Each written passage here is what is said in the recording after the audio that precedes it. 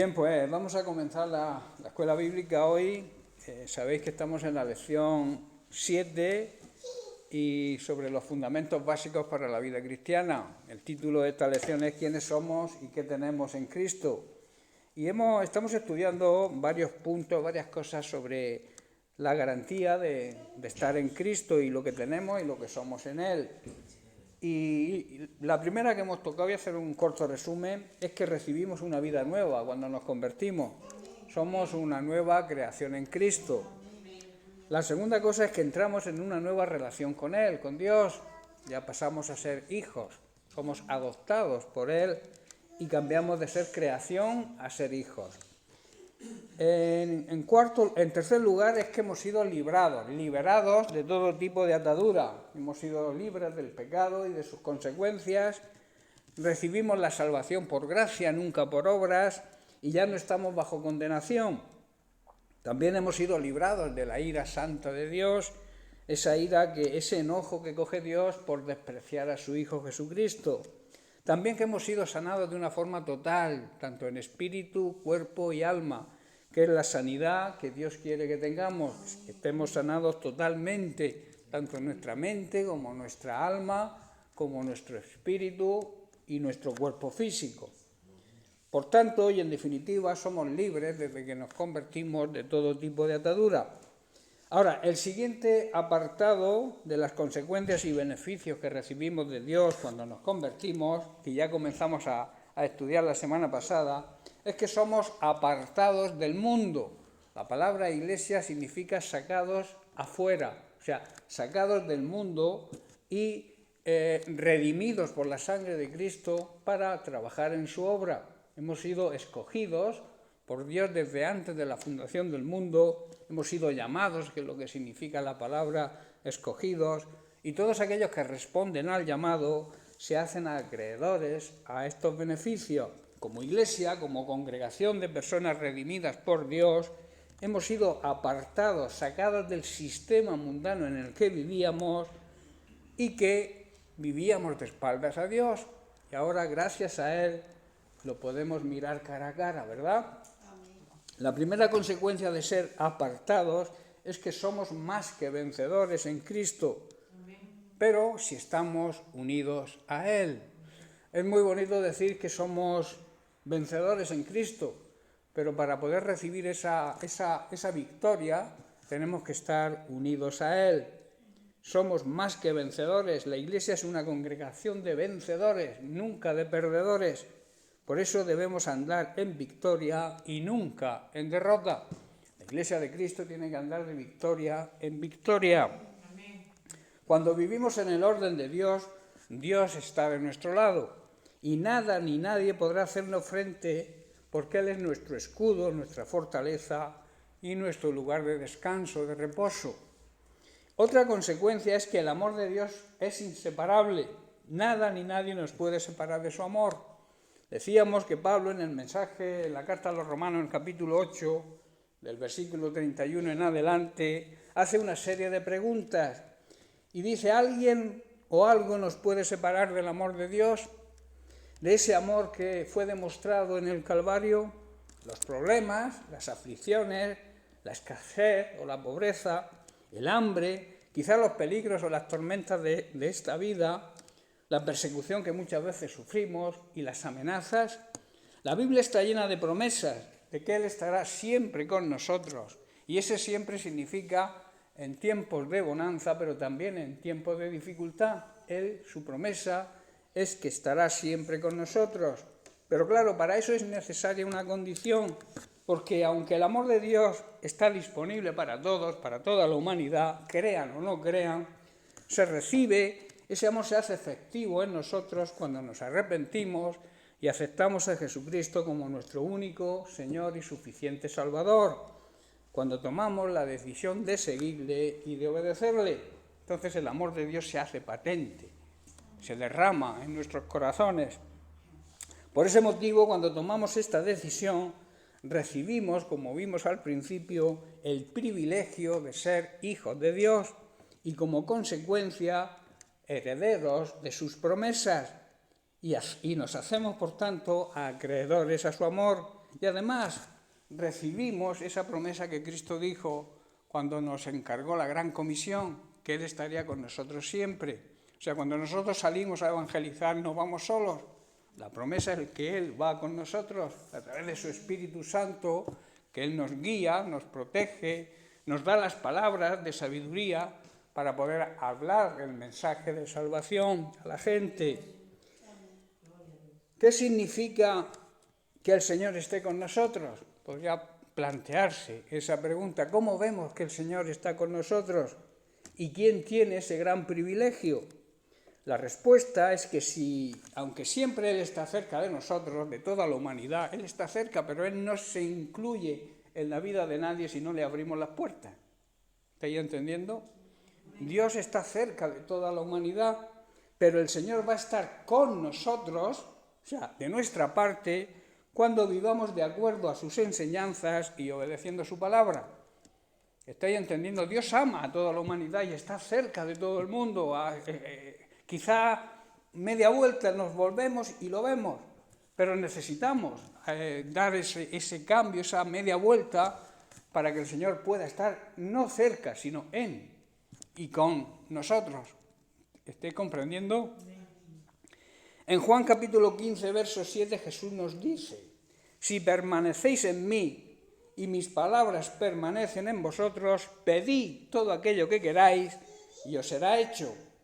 Aquí surge la pregunta. Dice pedir todo. ¿Pero qué significa pedir todo? ¿Que yo puedo pedir lo que yo quiera, lo que a mí me apetezca? Lo que está diciendo aquí Jesús es que si permanecemos en Él, si conocemos su palabra, si vivimos de acuerdo a su palabra, todo lo que pidamos va a estar de acuerdo a su voluntad. Y por eso el Señor nos lo va a conceder. ¿Estáis entendiendo? Porque muchas personas creen que es que puedo pedir todo, dice la Biblia. Sí, puedes pedir todo, pero si permaneces en Cristo. Y entonces, al permanecer en Cristo, sabes cuál es la voluntad de Dios. Y por eso pide, de acuerdo a su voluntad. Y una de las cosas que podemos pedir también es que su gracia nos cubre y nos capacite para superar todo tipo de problemas, de aflicciones, de preocupaciones, de problemas en la familia, problemas con los esposos entre sí, los hijos. Todo se puede solucionar porque Jesucristo es nuestro vencedor. Él venció cualquier aflicción, cualquier problema. Él pasó por todo lo que un ser humano pueda pasar, por todo lo que tú puedas estar pasando. Jesucristo ya pasó por ahí y resultó vencedor. Y esa victoria nos corresponde, es nuestra victoria. Pero para eso debemos permanecer en Él, estar unidos a Él como cabeza que es.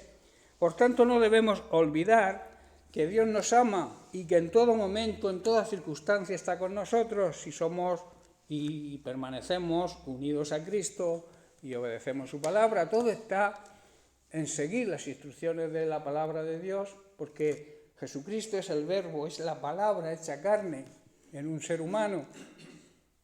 De acuerdo a la palabra de Dios podemos estar cerca del Señor o estar alejados. Si vivimos desobedeciendo su palabra, el Señor estará cerca de nosotros, pero no estará con nosotros, no estará de nuestra parte.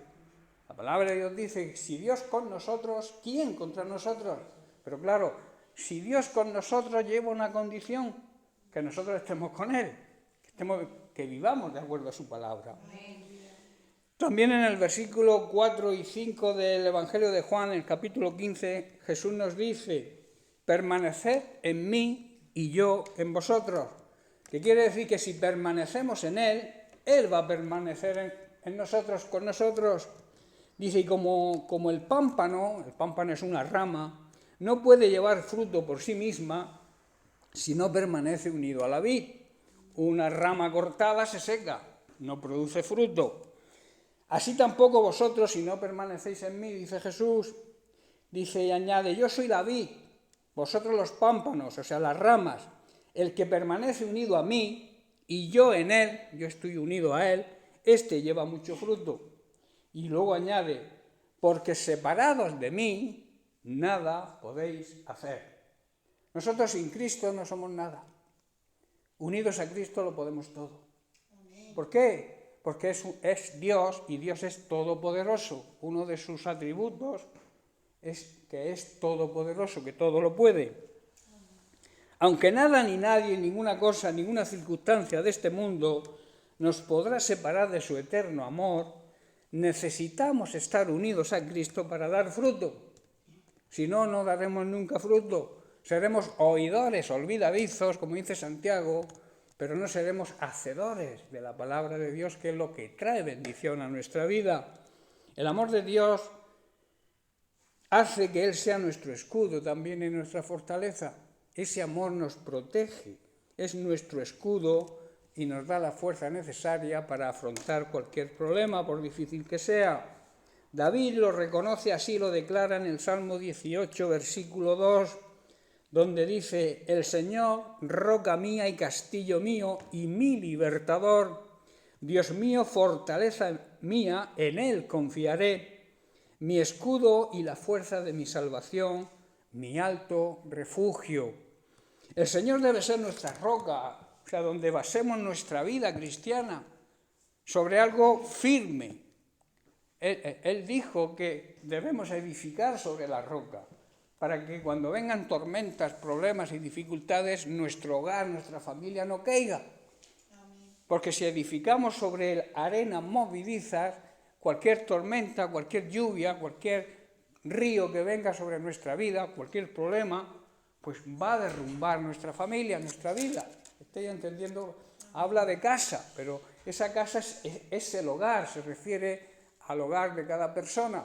Cuando Jesús habló de ese hombre insensato y de ese hombre sabio, el insensato fue quien edificó sobre la arena, pero la persona sabia edifica sobre la roca.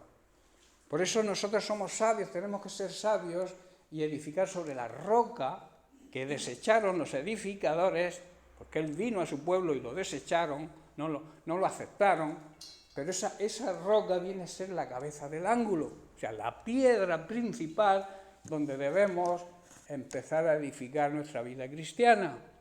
La roca eterna, lo llama la Biblia, es Cristo y debe ser la base, el fundamento de nuestra vida cristiana. Debe ser también nuestra fortaleza, la fuerza que necesitamos para afrontar los problemas de la vida cotidiana. Y también el Señor es nuestro Salvador. Él nos salvó. No merecíamos, es un amor inmerecido lo que Él demostró por nosotros. Pero gracias a ese amor inmerecido, nosotros hoy podemos decir que somos salvos, porque Él es también nuestra salvación. Nos salva de una condenación eterna que merecíamos por nuestros pecados. También es el escudo. Recordemos que la armadura, la parte de la armadura que debemos usar los cristianos es el escudo y se refiere a la fe. El escudo, nuestra fe en Él, nos protege de todos los dardos que nos lanza nuestro enemigo el diablo, con sus mentiras, maquinaciones y engaños. O sea, la palabra de Dios, la fe en la palabra de Dios, la fe en Jesucristo también es el escudo que nos protegerá y nos protege sobre todos los engaños y mentiras de Satanás. El Señor nos concede también un lugar de reposo y paz tan necesario en los tiempos tan convulsos que corren, ¿verdad? Estamos atravesando, nos ha tocado vivir una época muy difícil, tiempos muy difíciles. Ya da miedo incluso poner la televisión, de ver las noticias, las barbaridades, las injusticias, porque toda guerra es una injusticia. Medio mundo está en guerra, no solamente Israel, hay muchísimas más guerras. Hay medio mundo contra otro medio mundo. Y eso nos ha tocado vivir a nosotros. Y nosotros, como la Iglesia de Jesucristo, el cuerpo de Cristo, debemos estar en oración, en intercesión por todo esto, porque el único que puede parar todos estos conflictos es Dios. Dios puede levantar personas pacificadoras, personas que intervengan en estos conflictos y sean pacificadoras, que busquen la paz, no la guerra.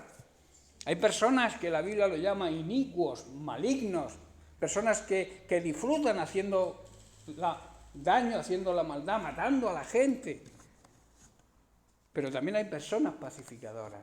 Y yo oro cada día para que el Señor o bien cambie los corazones de los gobernantes, o bien los cambie a ellos y ponga personas que tengan un corazón sensible, que se den cuenta que hacer daño a los demás no está bien. El hombre se mata a sí mismo porque los animales matan para comer, para poder sobrevivir, pero el hombre mata por odio, el hombre mata por fanatismo, el hombre mata por ganancia, por poder. Yo creo que el hombre es el peor animal que existe, ¿verdad? Pero su iglesia está aquí y debemos en estos tiempos buscar la presencia del Señor, buscar en oración la intimidad con el Señor, pedirle al Señor que intervenga. Y Él dice que si andamos unidos a Cristo, todo lo que pidamos, Él lo va a conceder. Y a veces nos hartamos de pedir por nosotros mismos, por nuestra vida, por nuestro ministerio, por mí, por yo. Y nos olvidamos de que la oración más, digamos, ¿cómo diría yo? La oración menos egoísta es la intercesión, es orar por los problemas de la humanidad, por los problemas de la iglesia, por los problemas de los demás. Yo a lo largo de mi vida cristiana he aprendido algo muy importante, que cuando yo me preocupo de los demás, Dios se preocupa de mí. Cuando yo priorizo el problema de los demás, el Señor se encarga de mi problema. Pero eso debemos aplicarlo cada creyente, aplicarlo en nuestra vida y no estar tan preocupados por nuestro ego, por nuestro yo, y preocuparnos más de los demás.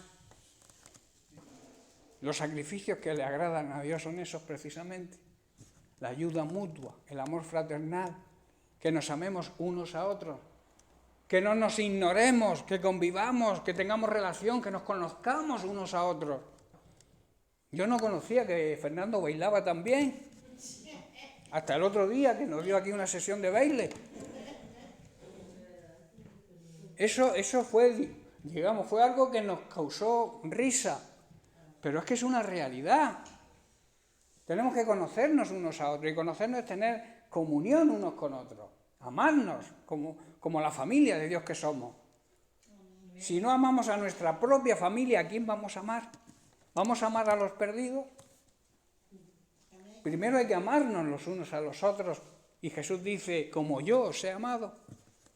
Y después demostrar ese amor. ¿Sabéis cuál es la mejor predicación? La mejor campaña que podemos hacer para que la gente se convierta. Que vean cómo nos amamos. Amén. Que estés enfermo en casa y que vaya media iglesia a verte y los vecinos vean, ¿de dónde viene tanta gente? Pero somos tan necios, hermanos, somos tan necios que nos ponemos malos y no se lo decimos a nadie. Y es porque no sé qué pasa. Hay apatía entre nosotros. No nos abrimos a los demás. ¿Por qué? ¿Por qué no me puedo yo enterar que estás enfermo, estás enferma, para que yo pueda orar por ti o te pueda visitar en el hospital si estás en el hospital? Hay veces que va gente al hospital y no nos enteramos. Hace poco dio a luz Mary y no hemos enterado hoy. O ayer que la llamó Marisa. Estamos pensando en ella, que la vimos embarazada y ahora ha dado luz. Y hay gente que lo sabe y no lo ha dicho. ¿Por qué somos tan cerrados? ¿Por qué no nos abrimos? A veces pensamos que yo no quiero que nadie sepa mi vida. Pues bueno, pues allá tú. Si no quieres que tu familia te ayude, pues allá tú. Pero a veces te vuelvo a repetir, yo me entero de cosas cuando ya han pasado. Como he dicho, Mary ha tenido un niño y me enteré ayer por Marisa que la llamó. Hay gente que lo sabe y no es capaz de decirlo. ¿Qué familia somos, hermanos? Debemos romper con todo eso, ¿eh? Yo el otro día hablaba con Cristian, porque es un problema generalizado hoy en día. En la iglesia nos hemos vuelto religiosos. Yo me acuerdo que yo, cuando era católico, iba a la iglesia católica, yo me sentaba y no conocía al de al lado. porque un día iba a una iglesia, otro día iba a otra, a donde se me figuraba. Y cuando pusieron la misa los sábados, que valía para los domingos, pues yo iba los sábados para el domingo tenerlo libre. Eso es religiosidad, eso no es seguir a Cristo. Y a veces los evangélicos actuamos igual. Venimos a la iglesia ¿por qué hay que venir? Porque es una rutina. Tenemos que salir de la rutina y ser una verdadera familia. La familia que Dios quiere que seamos. Y esa, vuelvo a repetir, es la única manera de dar un buen testimonio al mundo. Y como he dicho, es la mejor predicación. A veces la gente se pelea y está a disgusto por ahí con mala cara porque no predica aquí en el púlpito. Predica primero en tu casa. Predícale a tus vecinos dando un buen testimonio de tu vida cristiana. Que no digan, ¿tú eres cristiano? Ser cristiano significa demostrar que seguimos a Cristo. No es decirlo con nuestra boca, yo soy cristiano, yo voy a la iglesia evangélica. Si no vives la vida que predicas, no la prediques. Y menos digas que vas a la iglesia cristiana porque estás desprestigiando a Cristo. Si no estás viviendo de acuerdo a la palabra de Dios. Amén. Por eso, hermanos, hay muchos problemas hoy en día.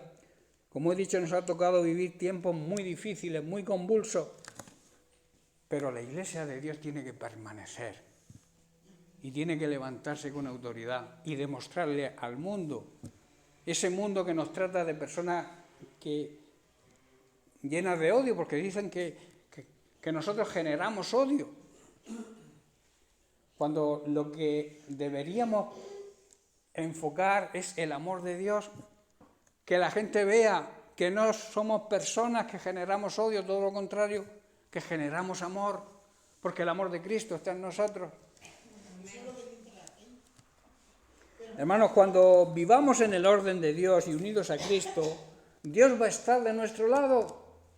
Dios nos va a ayudar, nos va a proveer de lo necesario y nada ni nadie nos podrá hacer frente. Como veíamos el domingo, ninguna arma forjada contra nosotros va a prosperar, va a tener éxito, pero siempre y cuando vivamos en el orden de Dios. La siguiente consecuencia de ser apartados por Dios es que vivimos por fe en el Hijo de Dios. Vivir protegidos con el escudo de la fe significa creer en Jesucristo y en su obra redentora. Y eso es una obligación de cada creyente, vivir en fe. Porque si nos llamamos creyentes tenemos que creer. ¿Y creer en qué? En Jesucristo, en su obra redentora, en su redención, en su muerte, en su resurrección, y que mediante su muerte y su resurrección, y al aceptarlo y reconocerlo, recibimos la salvación. Y eso tenemos que demostrarlo al mundo. En Gálatas capítulo 2, verso 20, Pablo dice lo siguiente: con Cristo estoy juntamente crucificado, dice, y ya no vivo yo, mas vive Cristo en mí, y lo que ahora vivo en la carne, lo vivo en la fe del Hijo de Dios. O sea, vivo creyendo en la obra redentora de Cristo, el cual me amó y se entregó a sí mismo por mí. Ese reconocimiento de Pablo tiene que ser nuestro reconocimiento. Deberíamos decir lo mismo que dice Pablo, que hemos muerto, nuestra vieja naturaleza pecaminosa ha muerto, ha sido crucificada con Cristo. Y ya no vivimos para nosotros, sino vivimos para Cristo. Y vivimos en la fe, en la obra redentora de Cristo en la cruz. Debemos creer, hermanos, que también nosotros, si realmente nos hemos convertido, si realmente hemos nacido de nuevo, hemos muerto en la cruz junto con Cristo. Nuestra vieja naturaleza está crucificada con Cristo.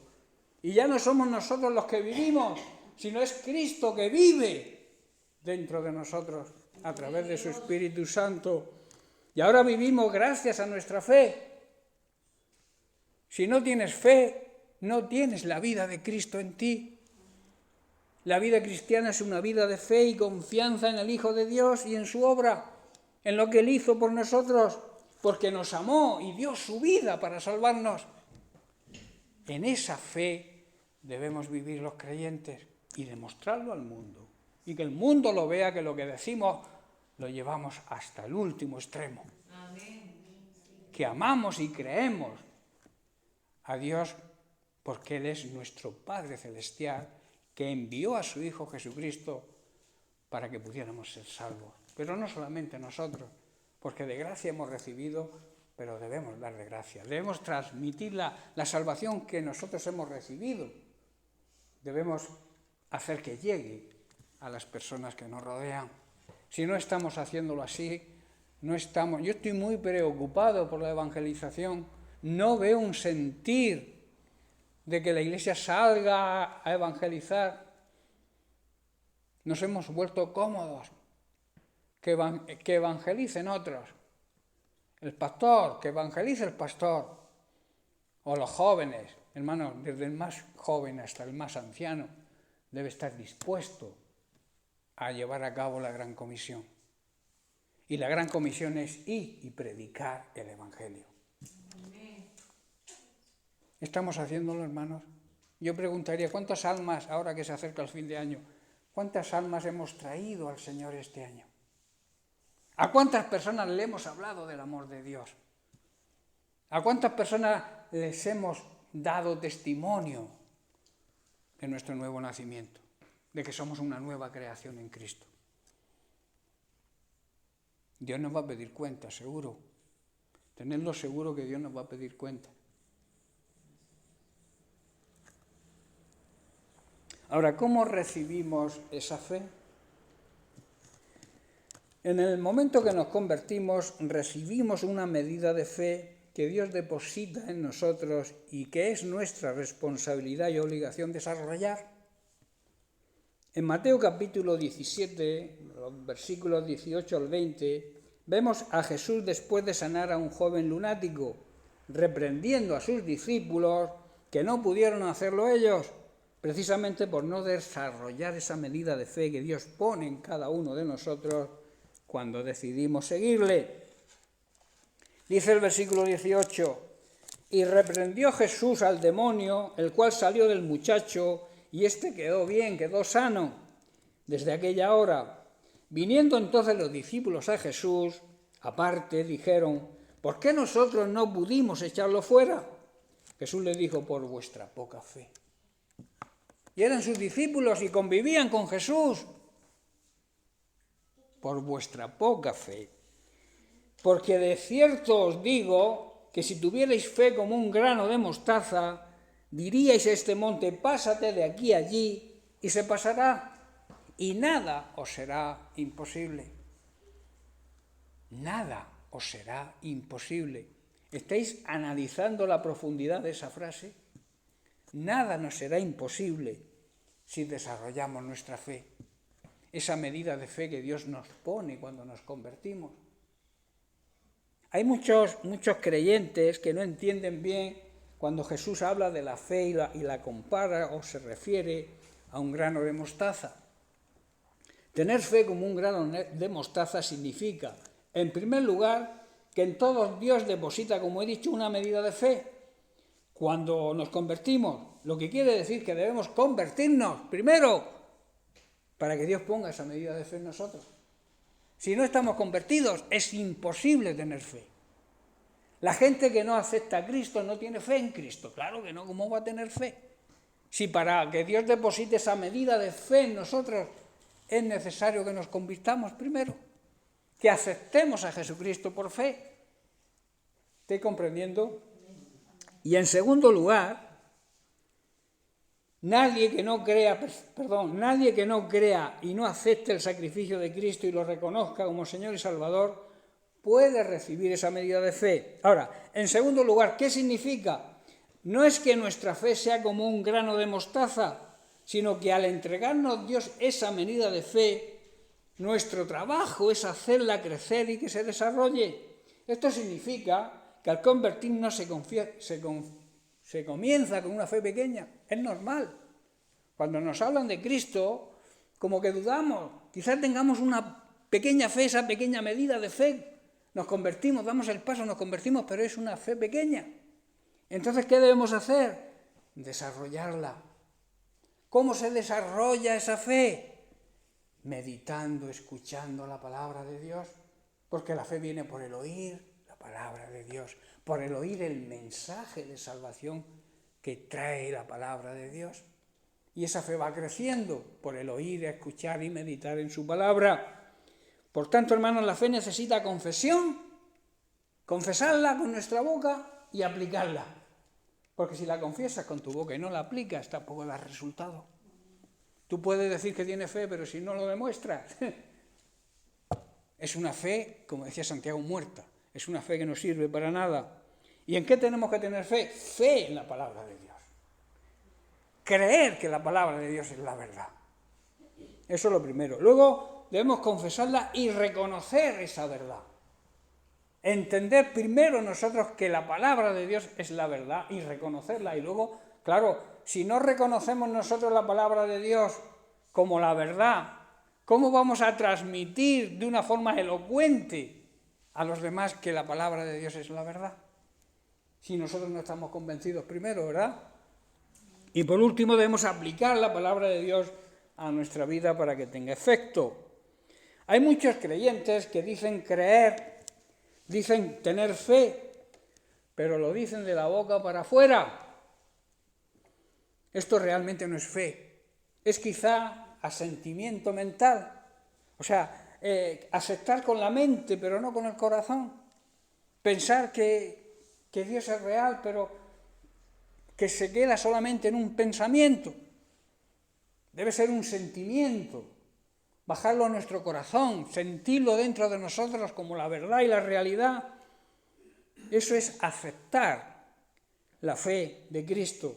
Pero cuando estas personas que tienen ese asentimiento mental, ese reconocimiento mental de que Dios es verdad y la palabra de Dios es verdad, cuando llega la hora de atravesar problemas, no confiesan, no demuestran su fe, sino que les viene la duda. ¿Y esa duda qué hace? Robar la fe, la poca fe que tienen. Y terminan por no tener fe. Les viene el desánimo, les viene la desesperanza y pueden llegar a crisis de ansiedad. Una persona llamada cristiana que no tiene fe puede caer en una depresión, claro que sí. Me podéis preguntar, ¿una persona creyente puede tener una depresión? Yo digo, si una persona creyente tiene la fe verdadera y la aplica a su vida, no puede tener depresión ninguna. El problema está cuando la fe no es una fe real, profunda, auténtica. Es un asentimiento mental, es algo que confesamos no con la boca y con el corazón, sino con la mente. Es un pensamiento, pero no es un sentimiento. Y entonces el verdadero creyente siente la fe como algo propio. Y entonces la fe actúa y los problemas se solucionan y no puede tener una crisis de ansiedad, o sea, una depresión. Hay cristianos que viven de depresión en depresión y es porque les falta fe. No tienen la fe real, la fe que salva, la fe que sana, la fe que libera. ¿Estáis comprendiendo, hermanos? En Hebreos capítulo 11, verso 6, el autor dice lo siguiente: pero sin fe es imposible agradar a Dios, porque es necesario que el que se acerca a Dios crea que hay Dios y que además es galardonador de aquellos que le buscan. El escritor de Hebreos está diciendo lo siguiente: la única manera de agradar a Dios es creyendo en Él, creyendo en Jesucristo, creyendo en su palabra. Así es como podemos agradar a Dios. Y luego nos añade el escritor, dice, y todo el que desea acercarse a Dios debe creer que Dios existe. Porque ¿cómo te vas a acercar a alguien que tú no crees que exista? ¿Verdad? Tienes que creer que Dios existe y entonces te puedes acercar a Él. Y tienes que reconocer también que Él te va a recompensar, va a premiar a todos aquellos que le busquen y que le busquen de verdad, con sinceridad. Amén. La persona que se acerque a Dios, por tanto, tiene que creer en dos cosas importantes. Primero, que hay Dios. O sea, primero que Dios existe. Y segundo, que además es galardonador que Dios premia, que Dios recompensa nuestra fe. Y si nos acercamos a Él de una forma sincera.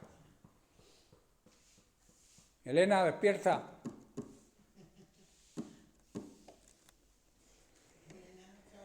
La palabra de Dios, la Biblia, enseña que la fe es la única condición necesaria en el ser humano para acercarse a Dios. Si tú te quieres acercar a Dios, tienes que tener fe. Es lo que nos permite mantener una relación de intimidad con Él. De ahí que debamos dar pasos de fe. ¿Qué es dar pasos de fe?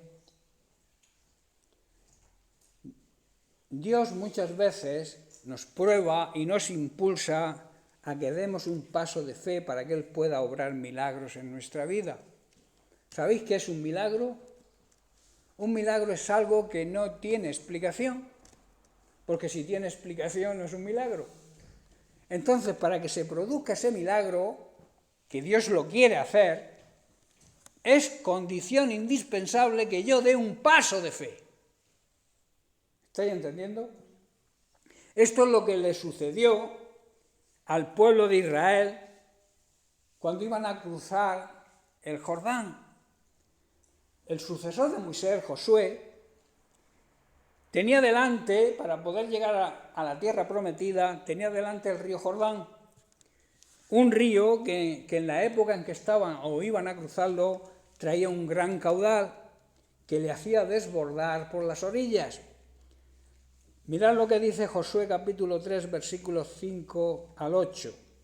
Y Josué dijo al pueblo: santificaos porque el Señor hará mañana maravillas, o sea, milagros entre vosotros. Y habló Josué a los sacerdotes diciendo: tomad el arca del pacto y pasad delante del pueblo. Y ellos tomaron el arca del pacto y fueron delante del pueblo. Entonces Dios dijo a Josué: desde este día comenzaré a engrandecerte delante de los ojos de todo el pueblo de Israel, para que entiendan que como estuve con Moisés, así estaré contigo. Tú pues mandarás a los sacerdotes que lleven el arca del pacto diciendo: cuando hayáis entrado hasta el borde de las aguas del Jordán, pasaréis el Jordán. Hermanos, para poder entrar y conquistar la tierra prometida, primero debían cruzar un río, el río Jordán, un gran río y un gran peligro de desbordamiento. Una situación tremendamente difícil, ¿verdad? Poder cruzar un río en esas condiciones. Josué, al frente de una nación de más de 3 millones de personas, y ante ello la travesía del río Jordán. Esto la mayoría deberían pensar que era algo imposible, ¿verdad? Josué había demostrado durante la travesía del desierto la gran fe que tenía en Dios, dando un informe positivo junto con Caleb de la tierra que tenían que conquistar.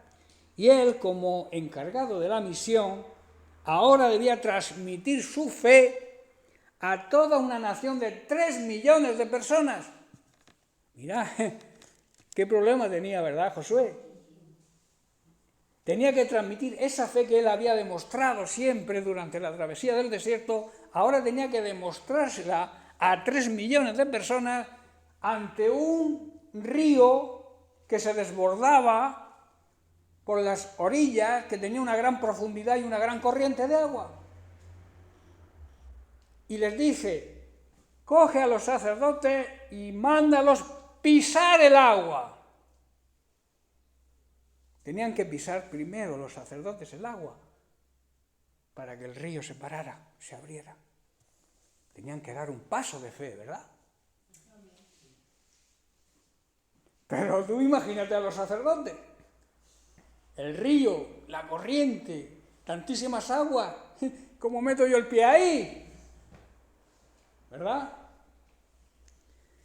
Dios le dijo a Josué y le prometió que abriría las aguas y pasarían en seco.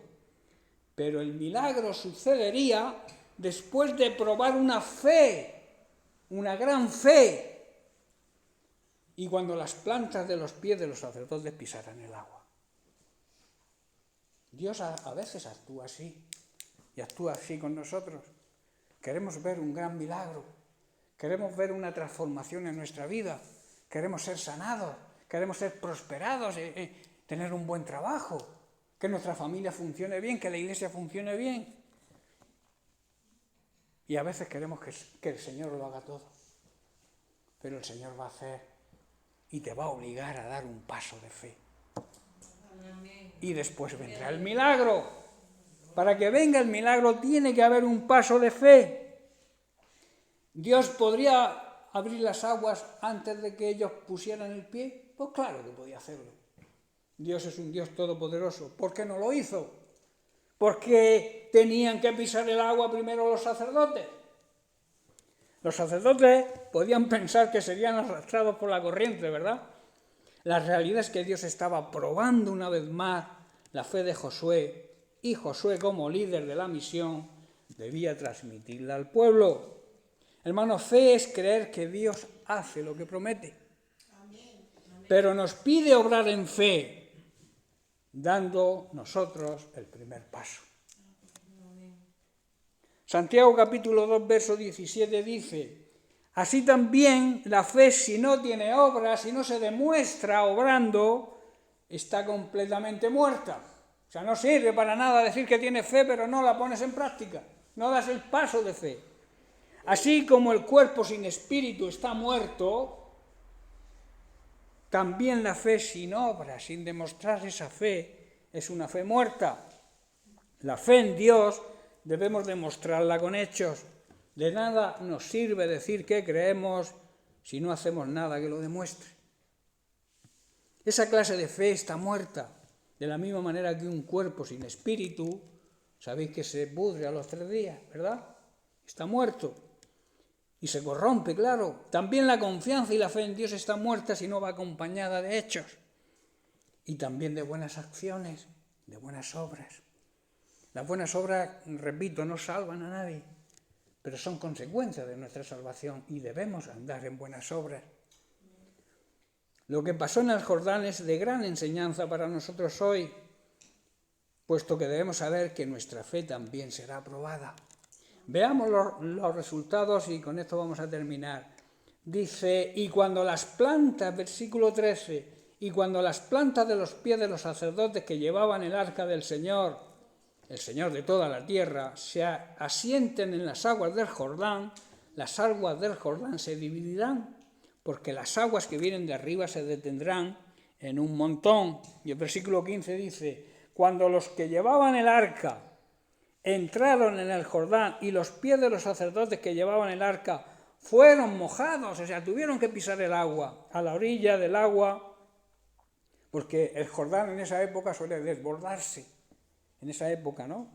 Dice el verso 16, las aguas que venían de arriba se detuvieron como en un montón bien lejos de la ciudad, que está al lado de Saretán, y las que descendían del mar de Arabá, al mar salado se acabaron y fueron divididas, y el pueblo pasó en dirección a Jericó, que también en Jericó hay una prueba de un paso de fe, cuando el Señor le dice lo de las vueltas a las murallas y todo esto.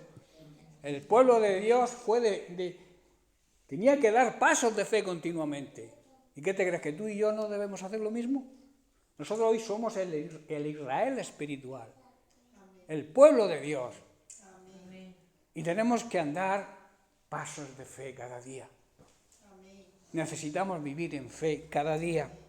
Para poder atravesar los problemas y dificultades en nuestra vida, debemos dar el primer paso, un paso de fe y confiar plenamente que Dios va a hacer el milagro. Porque Dios es un Dios de milagros.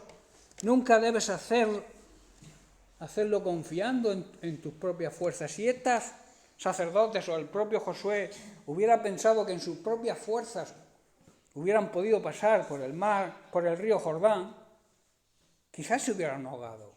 Muchas personas en la actualidad se ahogan cruzando un río o se ahogan en el mar porque hay una corriente, lo llama hacia adentro, y se ahogan en sus propias fuerzas, quizás que se hubieran ahogado.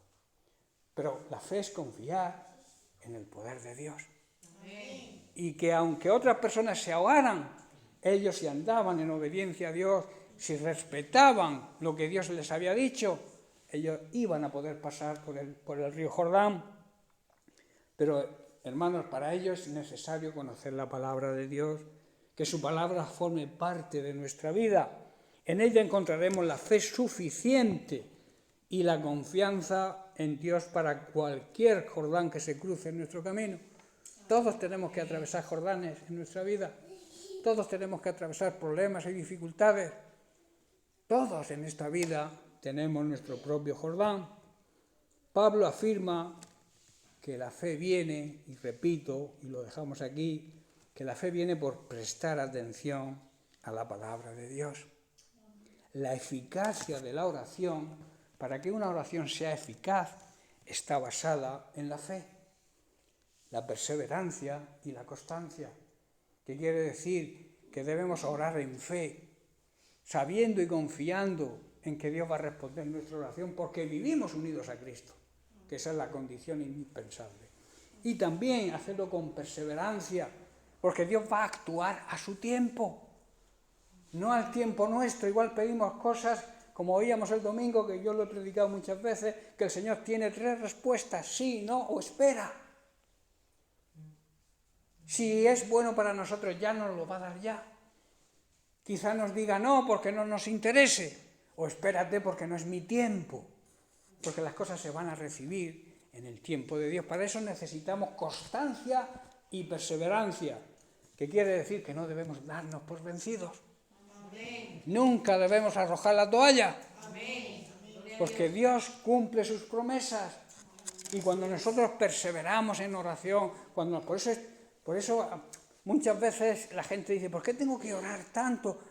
Orar es hablar con Dios, hablar con tu Padre, buscar la intimidad con Él, conocer su corazón, conocer el camino que Él quiere que andes, por donde quiere que andes, cuál es el propósito que Él tiene para tu vida. No lo vas a conocer sino ahora, si no tienes intimidad con Él.